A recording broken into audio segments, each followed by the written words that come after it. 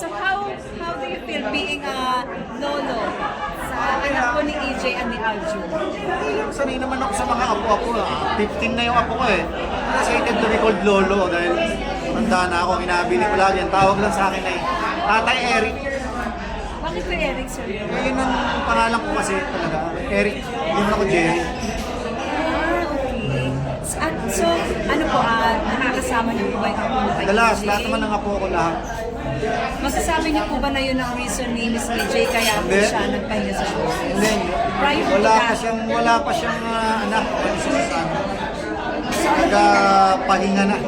so ano po nakikita niyo sa kanya? Nag-enjoy po ba siya sa private Mas life gusto niya niya? yung ganyang buhay, tahimik lang. Hindi naman kasi napag-makeup yung bata niya. Tinanggal nga niya yung dito, di ba? Meron siyang dati sa dibdib. Anong tawag doon? Para ma-enhance. Anyway, natanggal niya nga yun. Silicone. Silicone. Kasi sanay sa ganun. So, EJ, nung na-confirm niyo po na buntis na nga si EJ kay Aljun, kaya nabali-balita di po po. How do you feel po with that? There's nothing I can do about it. At saka, she's old naman. Alam naman niya na yun. Hindi naman na siya 16, 17 years old para bawalan sa mga gano'n. Ako kasi, yung anak ko, mahal ko yan eh. Lumaki yan sa dibdib ko. Kung saan siya masaya, masaya na ako. Nakikita ko siya masaya siya. Happy. Kamusta po yung relationship niya ni Aljun? Okay naman. Okay naman ang relasyon. Para lang kaming magbarkado. Advice niyo po sa kanya para po, syempre babae po yung sa inyo eh. Hindi ko naman sinasabi yun sa mga ibang ito. Mahalin mo lang yung anak ko, sapat na. Ano po ang ano niya? Ano po ang sinabi niya po sa inyo? Pangako niya po sa inyo? Wala lang, casual lang ang usap namin. Huwag kayo mag-alala. Parang malagi sa nagkakay.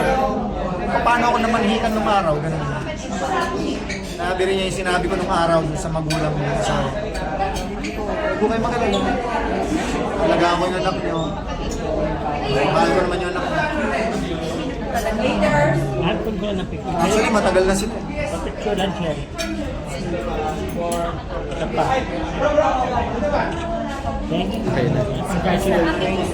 Advice niyo po sa pagsasama niyo. Sa pagsasama niyo, alam mo, ang buhay yung mag-asawa, pagsasama. Although hindi pa sila kasal. Give and take lang yan.